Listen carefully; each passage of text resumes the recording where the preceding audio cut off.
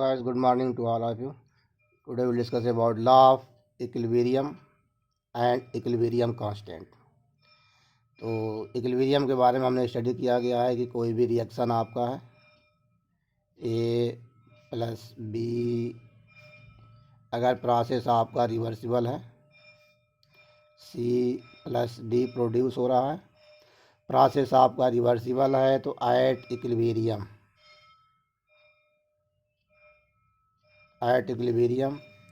rate of forward reaction R1 equal to rate of backward reaction R2 means at equilibrium R1 और R2 आपके दोनों same होंगे। यह आपने इतना पढ़ा, इतना आपको पता है। At equilibrium rate of forward reaction and rate of backward reaction will be same. अब यहाँ पे यह है law of chemical equilibrium and equilibrium constant. Equilibrium constant यहाँ पे निकाला जाएगा। पहले हम लॉ ऑफ केमिकल इक्विलिब्रियम के लिए एक यहाँ पे लॉ दिया गया है, law of active mass. Law of active mass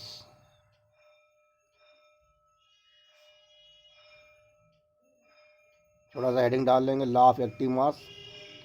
law of active mass is proposed by Guldberg and Waage in 1864. Okay.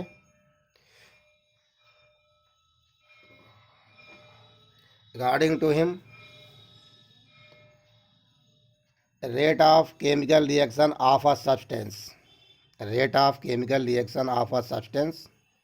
is directly proportional to its active mass. Rate of chemical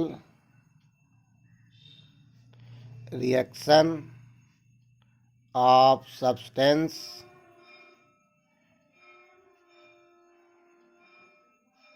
is directly proportional to its active mass. Means यही आप reaction take up करते हैं। तो इस reaction में आपका दिया है A plus B equal to C plus D. तो rate of reaction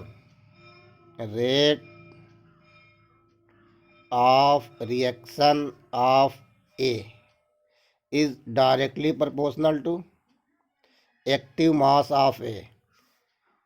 active mass को आप स्क्वायर ब्रैकेट में डिनोट करेंगे, एक्टिव मास ऑफ ए। वैसे ही rate of reaction of B is directly proportional to the active mass of B. यह है law of active mass. Law of active mass में कहा गया है कि rate of chemical reaction of a substance is directly proportional to its active mass. इसी में दूसरी डिफिनेशन दी गई है कि rate of chemical reaction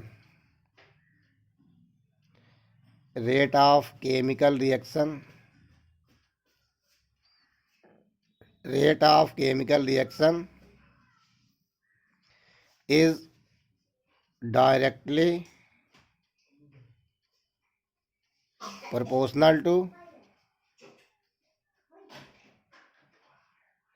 rate of chemical reaction is directly proportional to the product of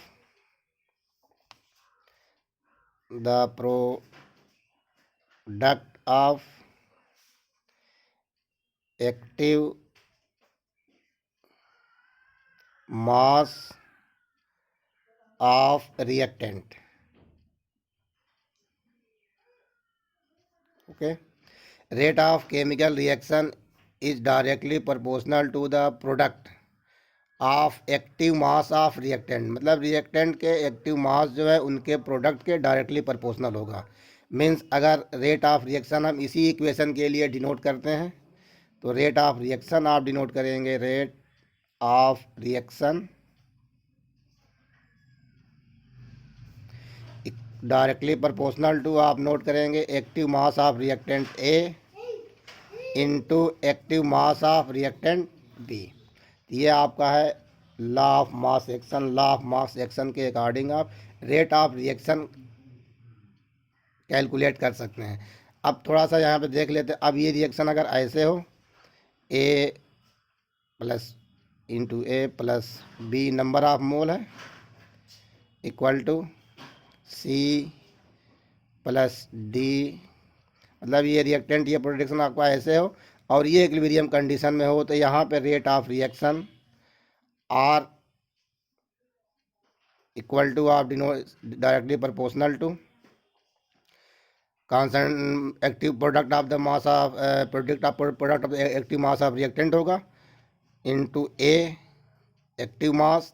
अब ये नंबर्स ऑफ मोल है, ये पावर पे चला जाता है, ये एक्सपोनेंट के फॉर्म में हो जाता है, into be active mass into exponent of number of मोल। ये आपका हो जाएगा रेट ऑफ रिएक्शन। अब यही रिएक्शन अगर फॉरवर्ड बैकवर्ड है तो फॉरवर्ड में जाएगा तो ये आपका रिएक्टेंट होगा। अगर बैकवर्ड रेट ऑफ रिएक्शन निकालते हैं तो ये रिएक्टेंट हो जाएगा, क्योंकि अब इससे ये बनेगा, तो जब इससे ये बनेगा तो ये रिएक्टेंट हो जाएगा। और जब इससे ये बन रहा है तो मतलब R1 R2 अगर निकालते हैं तो यहाँ पे R1 अगर करते हैं तो R1 इक्वल टू आपका ये हो जाएगा, क्योंकि ये रिएक्टेंट इससे ये बन रहा है। अगर यहीं पे इसको आप R2 करके निकालते हैं तो ये R2 means backward reaction is directly proportional to active mass of product of reactant species. अब जब इससे ये बन रहा है तो अब रिएक्टेंट का वर्क ये करेगा, मीन्स सी पावर सी इंटू डी पावर डी। ये आपका है law of mass action. Rate of reaction कैसे कैलकुलेट करते हैं। अब यहाँ पे थोड़ा देख लेते हैं active mass. Active mass, active mass में होता है कंसंट्रेशन ऑफ सब्सटेंस इन मोल पर लीटर।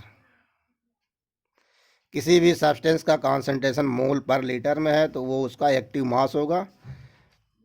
या फिर अगर प्रेशर गैस के केस में है तो एटीएम में है तो एटीएम उसका एक्टिव मास होगा। तो प्रेशर के केस में है तो एटीएम, अगर कंसंट्रेशन मोल पर लीटर के केस में है तो वो उसका। तो कंसंट्रेशन आपका ये एक्टिव मास जो आपका